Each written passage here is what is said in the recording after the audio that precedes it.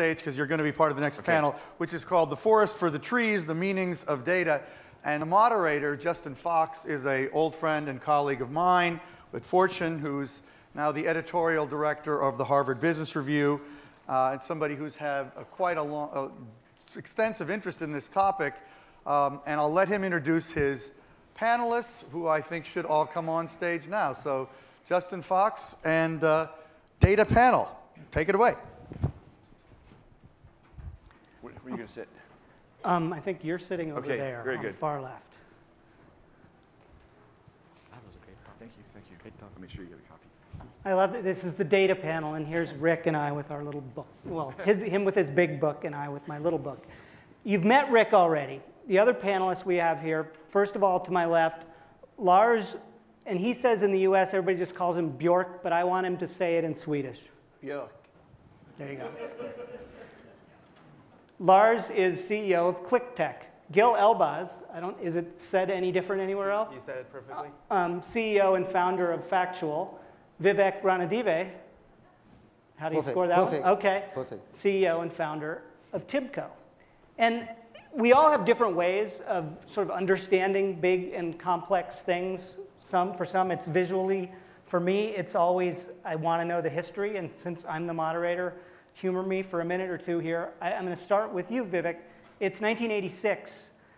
How you start a company that gets you into this whole data world. What was going on? What problem were you trying to solve? Well, I came up with this notion of a software bus. And we were kind of the first big data company. And at that point in time, the place where people made money from big data was on trading floors. And so I was trying to allow people on Wall Street to capture large amounts of data and find patterns in that data and hopefully make money from finding those patterns. So that's kind of where it all started for me. And just what's the software bus? I know half the crowd will know this, but right. So the way that software was built in the old days is every time you built an application, you built bridges to connect applications and systems together. So if you had n systems, you had basically n squared back and forth bridges to make it connect. And if you look at, I'm a hardware engineer, and if you look at your computer or take the top of your PC, there's a backplane or a bus, and you plug cards into it. And through a single interface, things can communicate. So I created the software version of that, where you could tie systems and applications together through a single software backplane. And so that was kind of the way that you could move large amounts of data in real time and get that data to the right place. Okay. Lars, Qliktech, you weren't there in the beginning, but its beginnings, it was across the street from AstraZeneca. Correct. In Stockholm, and so it started doing what exactly for the pharma industry? So the whole idea behind QlikView, which is a piece of software that we developed over the last 20 years, is that what if you put all your emphasis on the user of the software? We're sitting here today, great conference. Thank you, David, for hosting us here in the team. We talk about consumerization, we talk about mobility, we talk about convenience. But I think we need to step back and look, that's not been the case for a lot of people, and I still don't think it's the case. So the whole idea behind QlikView was, what if we put all the emphasis on the user of the software? All the other things that happen behind the scenes is not really relevant to them. You hardly open the hood of a car nowadays. You just make sure that you know how to drive it and you like it. But there was two things that went into developing QlikView. The first one was, what if you make a piece of software that works the same way as your brain works? And brains don't work in hierarchies, which a lot of softwares in this space have been. Your brain works associatively. As I sit here and speak, you might form the next question in your head. So we built the software around that. And the other piece of interesting is that human beings have a very easy way of recognizing colors as patterns in a data set or an information set. And that's built into QlikView too. We call it the power of gray. There are three colors you have to remember. You click on something, you make a selection, it turns green. Everything that's associated to that turns white. The green comes from the stoplight. And then everything that's not associated to what you selected is also shown. And that's what's grayed out, which we're used to from drop-down menus in so many other types of software. So that was the going-in assumption around QlikView. Colors. So Gil, you were a database engineer in the day, and then you and a college friend started the company with the awesome name of Oingo. What was that about? Well, it started out with an interest in understanding information and seeing how there was a wealth of the web. It was 1998 when we started thinking about this, and information was just exploding. And there were different avenues toward organizing this. You saw the Yahoo directory, and you saw the search engine, and these were different sides of the same spectrum. And so we were interested in figuring out how can we automatically process unstructured information. So we had to take a crash course on natural language processing, and that kind of got me interested in data and algorithms. And so you were initially sort of thinking you were in the search space? We did. We thought we were in the search space. We thought that the more you can automatically understand a page of text, the better you'll be positioned to do search. So how did that lead to developing this thing called AdSense? So I'm definitely a fan of the business strategy known as the pivot. So we had to pivot. I was friendly with some of the Google folks, and they were gaining steam faster than we were. Nobody was using Oingo search. But what we realized that we could apply the same technology, and that it turned out that understanding a page of text was critical to what became known as contextual ads, and we created a product called AdSense. Eventually then became part of Google. And yeah, in between you got rid of the Oingo name. Why was that? It was 2002, and we started moving into selling this page categorization technology to large newspapers like USA Today. Somehow the name Oingo just didn't feel like the right marketing vehicle. So applied semantics became, excellent. Yeah. Okay, that was the history. You've humored me. Thank you. It's now. Why are we all sudden? I mean, it's not suddenly, but it's definitely the last year, two. It's this big data moment. And Rick, I'll start with you. Why? I mean, other than that, you talked to some people at EMC, and some people at EMC talked to you and funded a book. But I mean, clearly you thought that this was an interesting moment. You know, when I started hearing about all this, I sort of live in the world of analogies, as you all probably gathered. It's a way for me just to take very complex things and understand them better. And it's almost like, imagine if you touch your finger to the stove, and it wasn't until 6 months later that you knew the stove just burnt your finger. A million other things happen in between those two data points. It seems like this is the first time in human history where we've had the ability to basically, touch our finger to the stove and get the information while our finger's still on the stove. I think the impact, the implications of that are so dramatic, and so much of our information. See, it's almost like you're about to cross the street and your knowledge of where the cars are is 5 minutes out of date. That's incredibly dangerous. Well, what if it's 6 months or 6 years out, or completely wrong? So that cause and effect is suddenly getting connected in a way that I think it's just the right tool at the right time to help us address these enormous problems that we're facing as a species. That all sounds very grandiose, but what we were trying to do in this project was try to look at little early indicators of that across this whole spectrum of human behavior where, wow, I've never thought, I mean, it's so obvious when you see it. But we haven't had this ability, or it hasn't been affordable or technologically possible. I mean, the internet needed to be there before any of this would work. And we all thought, oh, the internet's like, it is incredible, but Esther Dyson was telling me that was just one stage, that this is so much bigger now, what we're about to see. I just wanted to completely agree with all of that, because I think that when you can connect real-time information with historical, and you can find patterns, then you can, and I wrote a book about this called The 2-Second Advantage, where a little bit of the right information beforehand is more valuable than all the information in the world 6 months after. And so I want to make you the offer before you leave the aisle of the store, not 6 months after you leave the store. What's the point of knowing that fraud is going to be committed after you've lost the money? So if you can connect up real-time events with historical patterns, then you can take advantage of opportunities or prevent threats. And so I think that is really the turning point. Well, and Vivek was up here on this stage last year talking about this book, and I remember sitting in the back row at one point just going, because he was talking in such forceful terms about how great this was and how we had so much data now that we didn't need science anymore. We didn't need the scientific method. We could just look at what had happened and we'd know the future. Right. Did you really mean that?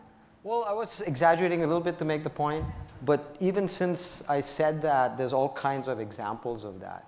And so I like to say that math is starting to trump science, and that you don't really need to know the, the what. You need the why. You just need to know the what. Like if A and B happen, then C will happen. So for years, AIDS researchers were trying to find how the AIDS virus mutated, and they couldn't. So then about a year ago, they converted it into a math problem, put it into a game called Fold It, and within 1 week, gamers had found the solution to the problem. On a simpler level, I have a customer and big retailer in Europe. They were trying to find who was using fraudulent credit cards. And they tried and they tried and they tried and they couldn't. And they came to us and we found a very simple pattern. If you buy champagne, razor blades, and diapers, it's probably a stolen credit card. Now, you can go back and try to explain it and say, well, why? You say, well, it makes sense because champagne, razor blades, big ticket items, easy to pawn off. Well, then why diapers? Well, actually, diapers are easy to pawn off too, and the guy was trying to look like he's a dad, he's a good guy. He's probably not using a stolen credit card.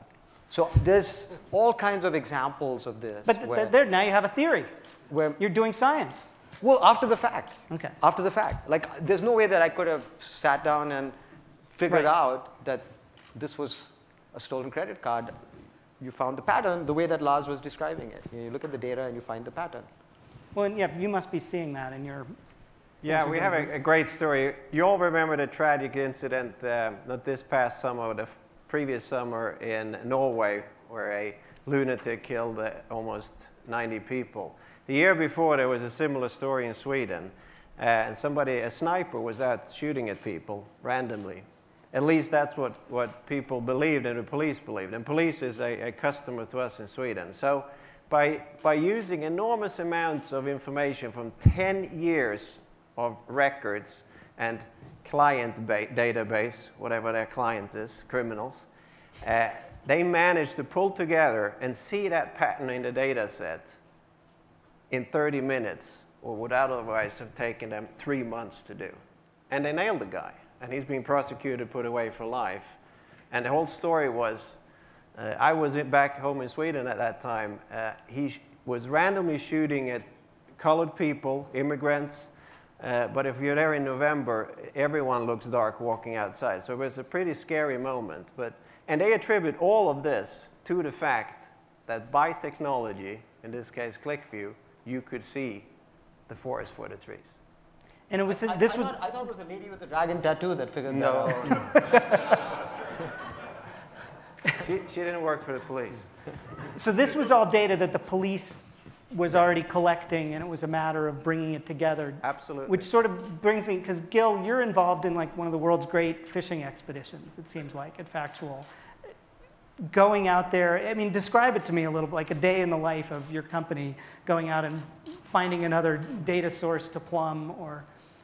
So certainly the framework that I live in is that the key thing, the key opportunity is better decisions. And increasingly, these better decisions are automated. They're happening in real time, as Vivek mentioned, in under 2 seconds. And when it comes, take an example like display advertising, a lot of times these decisions have to be made in 10 to 50 milliseconds. Now, what we're seeing is that these automated systems, we're trusting them with more and more of our lives. And the more data that you have, the better the model that you will be able to build. There's been a lot of discussions around, what's more important, is it the data or the algorithm? And time again, of course, the algorithm is important, but usually whoever has the most data will win. So Factual, one of the things we do, why we're getting interest, is we can provide additional data in certain verticals, specifically places and product data.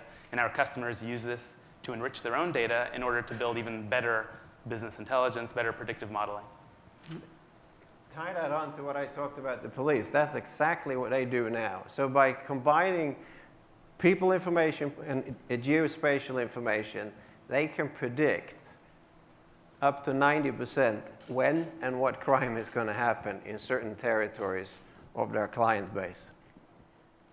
I we've just been through this financial crisis, though, where one of the big things that happened was a lot of people believing that past patterns in mortgage markets would continue to repeat themselves. And whenever I think about this topic, there's this famous paper by David Lineweber, who's at Lawrence Livermore Labs, where he found the best correlation for S&P 500 performance from 1983 through 1993 was the price of butter in Bangladesh. So I'm just kind of curious, I mean, obviously it's this constant, how do you fight that? How do you sift through, and any of you can take that on, but.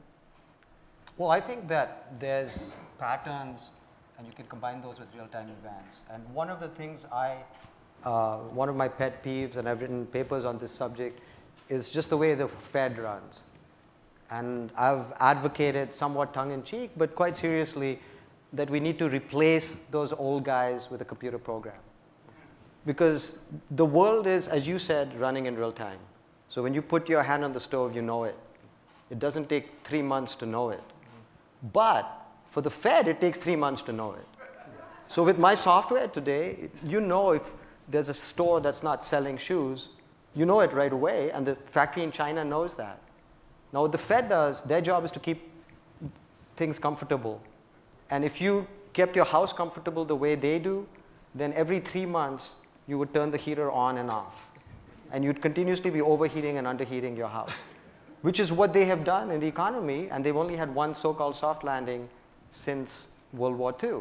So what we really need is to move to a real-time world where you're able to look at data, make tiny adjustments, and keep a closed loop going. I guess the issue with the closed loop and a really big thing like the economy is I think on a month-to-month basis, I get that. What about moments where the paradigm shifts, as it sort of has with the Fed over the last 5 years? For 25 years, their job was, we got to keep inflation below a certain amount.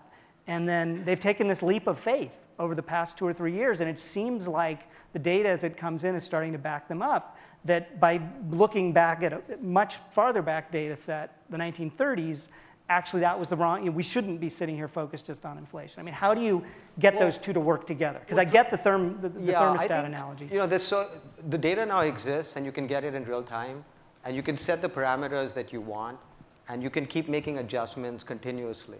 So if you see something that's falling outside the band of what you want to achieve, you can adjust it. And if you make a mistake, that's OK, because you adjust it very quickly. And I believe that's how the future will work. That's how you fly a Boeing 747 or a Boeing 777.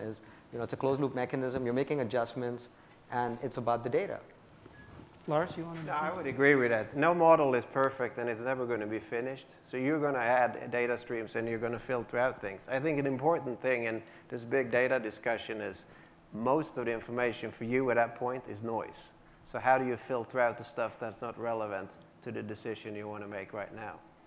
That's equally important.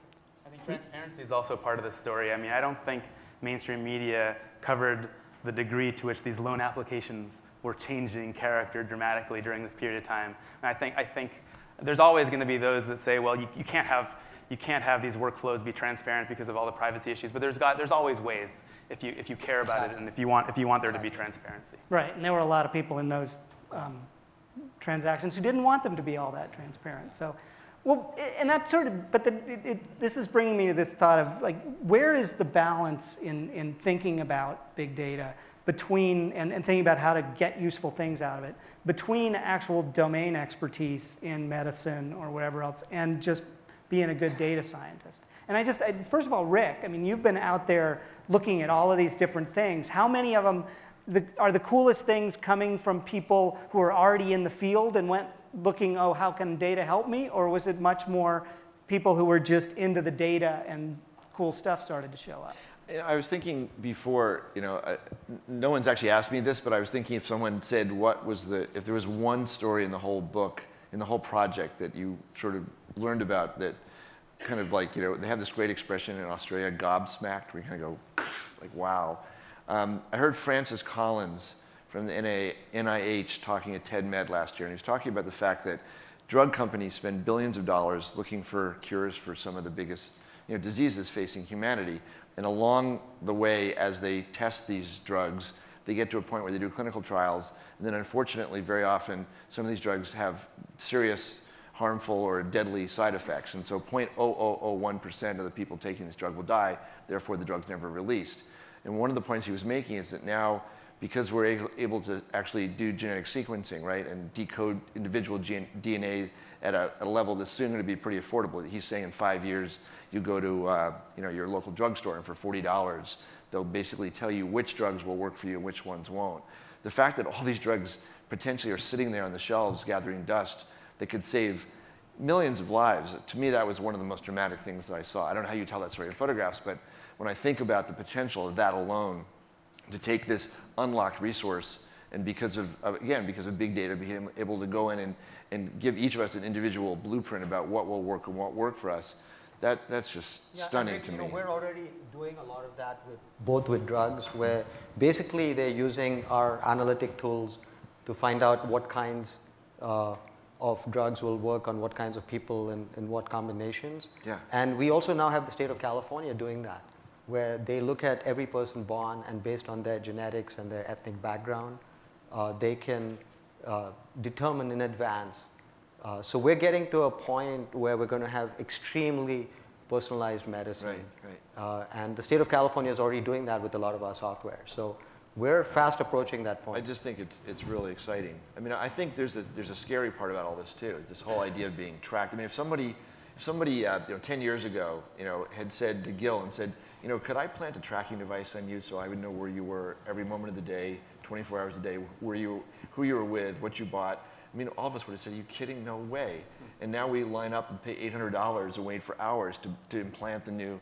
I mean, I love my iPhone. I'm not complaining about it, but this idea that we're now comfortable with this idea of that you can't unplug anymore, right?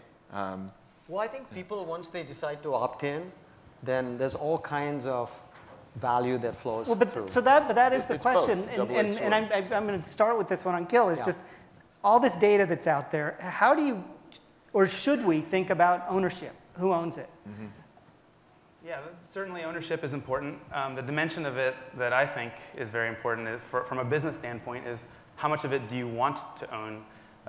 Too often, a company sees all of their data as their asset, but it turns out that ownership comes with a price. In many cases, that's a price of huge costs for maintenance. And if you're spending a lot on maintenance, and also, by the way, this data isn't unique, other people have similar data, and that data isn't differentiated, you should outsource it. You can do that in software. We've learned you can do that in two main ways. You can get involved in something open source. You can license, outsource to third-party software developers. I don't see that happening enough in data, where people examine their data, decide I'm going to differentiate here, put my resources here, just get rid of it, get rid of the ownership. Well, and it's because I was thinking of it. That's from the side of the companies gathering this data. But what about the person with the iPhone who's being tracked everywhere? I mean, there have been interesting, there are the privacy zealots who think this is all horrible. There's this interesting middle ground of people like Doc Searles who are pushing this idea that, if somebody can collect stuff about me that turns out to be really useful, that's great. But shouldn't it be my decision? Shouldn't I own it? I think a contrarian view would be that people will make a living in the future just selling their data exhaust. I think that's a direction we'll get to. I could go for that. I threw out an idea at one conference where it's a pity people proactively will make sure that they're donating their body to science, but their body of data is probably worth much more to the health community. Any other thoughts on that? No, I think there was a gentleman in one of the photographs, and I skipped over the picture, but it's a picture of a guy sitting there with a computer in front of him showing his chest and data coming out of it. He actually has a defibrillator, and it actually transmits wirelessly to his doctor throughout the day. And so he wanted to correlate his exercise and his diet with when his defibrillator kicked in. So he called the company and said, could I get a copy of all the data of my heart over the last 6 months? And they said, sorry, that's our data, it's not yours. And he goes, wait. This is my heart, you're collecting the data. So, I mean, but it really poses, everyone is now, they're making money off of our data. I mean, it seems like we need to have a discussion about the idea that, I at least want to be able to opt in, and maybe if I got 10% of what Google's selling my browser history for, I'd be happy with it. But the fact that everyone else is trading in our data except for us, and we have no control over it, That's sort of unsettling, especially as it looks like data is becoming more and more valuable and important. You did opt in. You just didn't read I didn't read the terms of service. The 12-page. Yeah, because it's only 12 yes, pages, right. and yeah. Yeah. I would love to go pretty soon to comments and questions from the audience, just because I think on this topic, a lot of you folks out there are going to have much smarter things to ask than me. There's somebody over there with Mike. I'll go ahead and who's got her hand up. Well, there are lots of people with hands up. Well, let's just. Okay, we'll go here because he's got the first mic. Stephen Sprague, Wave Systems. So I think one of the really interesting questions in big data comes to the context of ownership and also integrity. The security conversation around this is not discussed enough. We think of it in the context of Big Brother, but the question is, how can this data be used maliciously? And we have so many fantastic examples where people have manipulated Google search results would be a perfect example, in order to create economic benefit. And then if all of a sudden we automate all the systems, the concept of integrity and security and control, and when do I pull the plug when it looks like it's going out of control? I'd love to hear your thoughts on it. I think Vivek gets that one first. Yeah, I think, I am sympathetic to what you're saying, but I think that, we will find our way around all these things. I remember 10 or 15 years ago, I was having lunch with somebody, and they said nobody would ever buy anything on the web. And then after we finished lunch, they took their credit card and gave it to the waiter. And I was like, wait, you just gave your credit card to some person that you don't know. You went off to the back room somewhere. And so I see it the same way. I just see that we will get past, those are all issues, but I think we'll get past them. That's the first hand I saw, so I think that gets something. Jody Westby, Global Cyber Risk. One of the things that I do is work with engineering teams about legal issues in the development of products. And I'm a little troubled knowing the variety of privacy laws around the globe and the disparities between them, that we're so cavalierly talking about big data in ways that's cool, in ways that it's products, but not thinking about, when you go to the ownership question, skipping over it to the fact that this is data about real people that have legal protections that are being enforced by protection authorities all around the world. And which is a similar, but I mean, you based in... No, I think you raised, as Vivek said before, I think you raised a question that is very, very valid, and we probably don't have an answer to it. But I think we need to bring it back, too. You're touching on one point of big data. Most of the things that we solve in this area has nothing to do with personalized information. Most people don't even have access to relevant data in their day-to-day life to make a good decision. I'm not shying away from your question. I think it's a very important one. And there needs to be a lot of people at the table to discuss this one, including regulators, I think, at least. But we will figure it out in some way. I mean, we haven't yet seen the groundswell of consumer concern here. And when we do, tools will address this. I mean, today, people don't read their privacy policies, and they don't ask other people for help examining those privacy policies. And at some point, when enough people have been burned, that will become the norm, and things will be improved. And also the new generation is actually much more comfortable with this than older generations are. Or they're happily unaware. Yeah. Well, I think they're aware. I just think that, that's just kind of their way of life.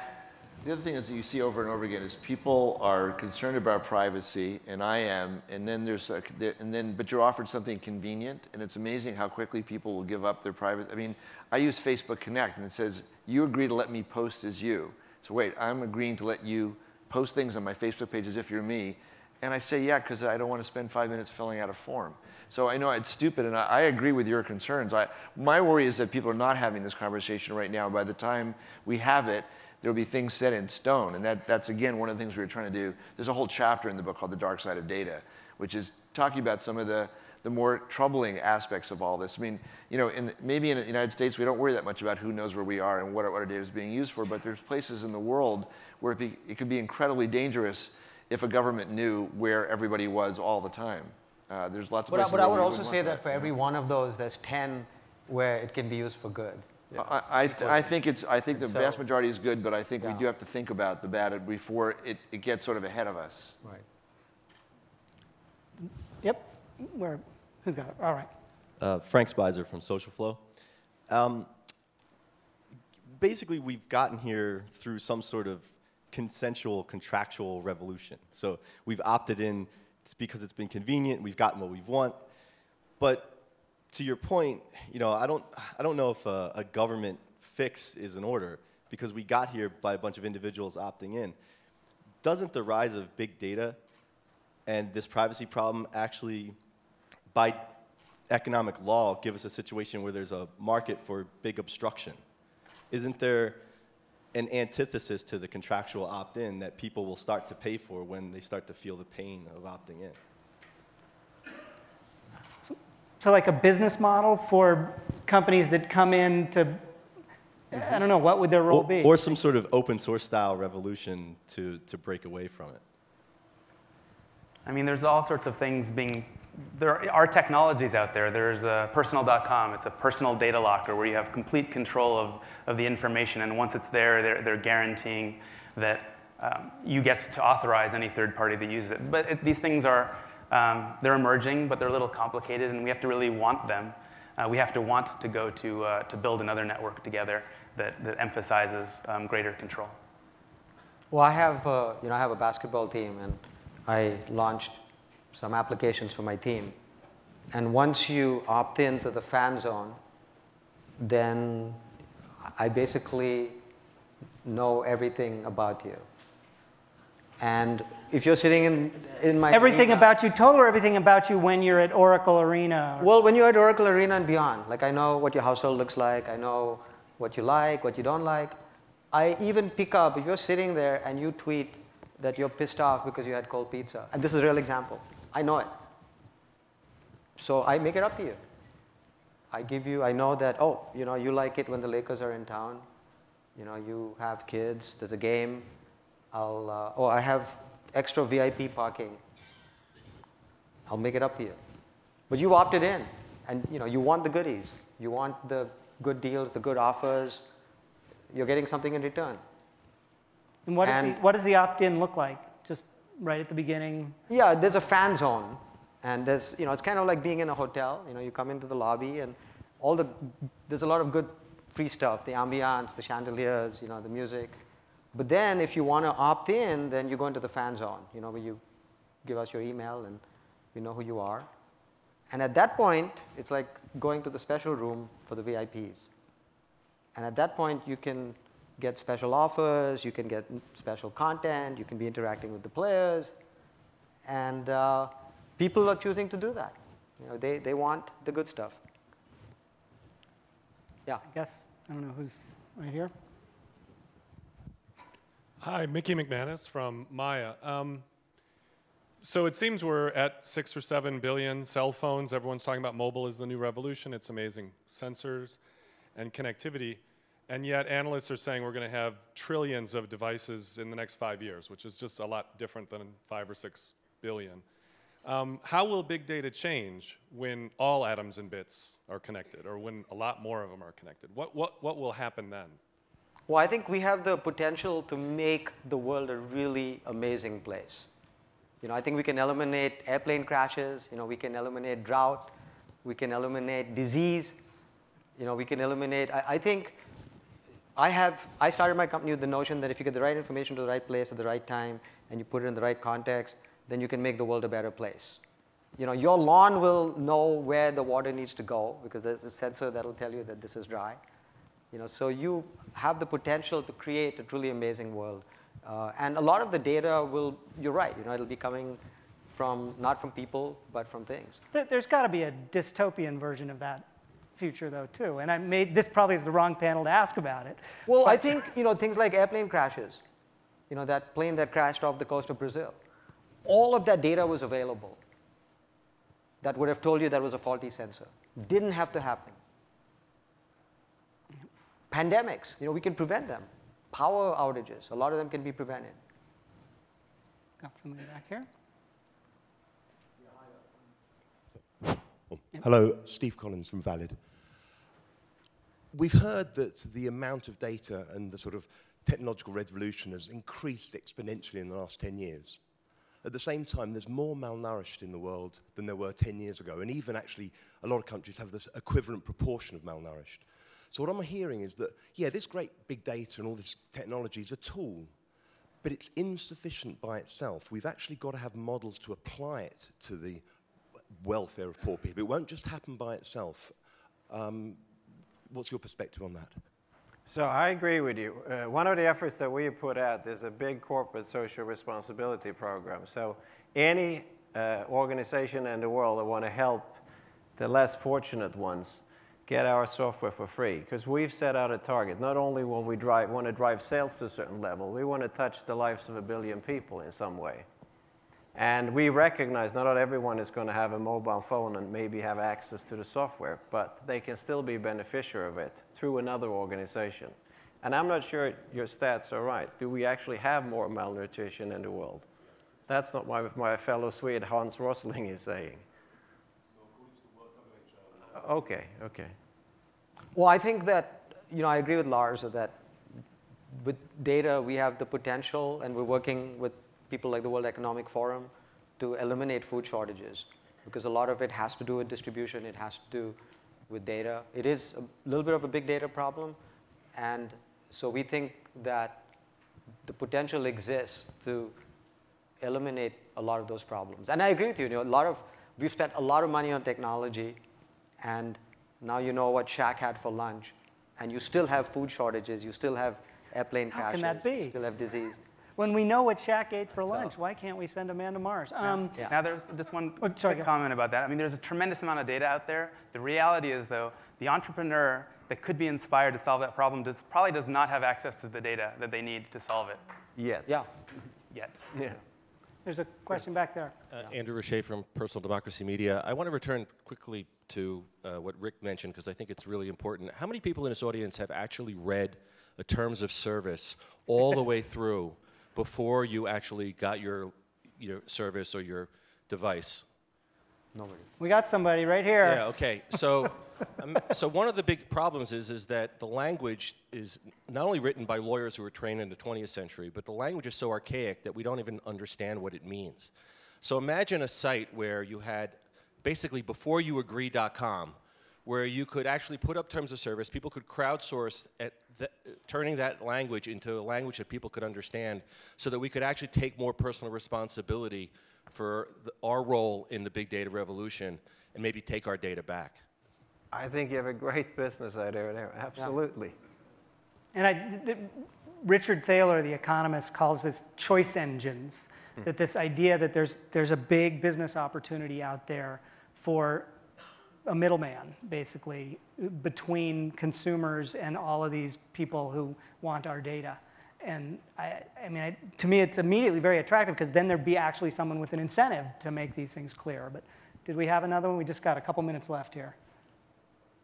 Up in the front row here.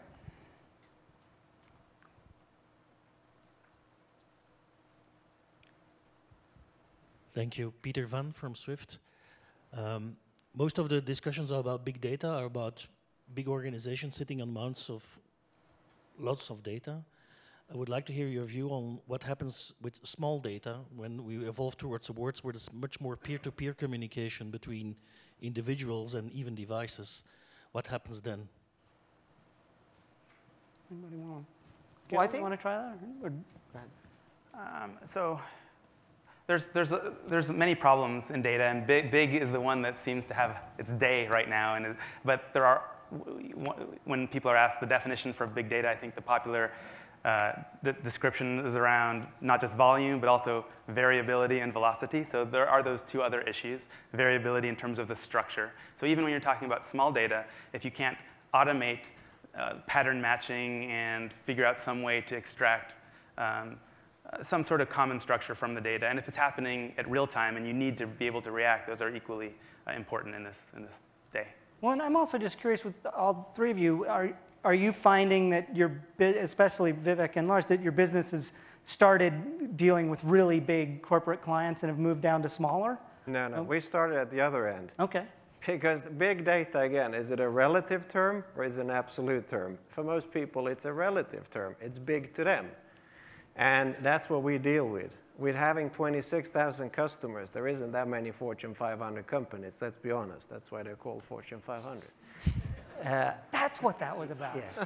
So we deal with a lot of small and medium-sized companies with exactly that challenge. How do we make it relevant and easy for them to access data? That's why the big data discussion needs to be put in some kind of perspective. They still don't have access to that. It might be small data in the total scheme. I have to wind this up now. Thank you all very much for the great questions. Thank you, panel. And David, are you coming back up, or what's the plan? I'm coming back up. All right. Thank you, panel. Let's give them a hand.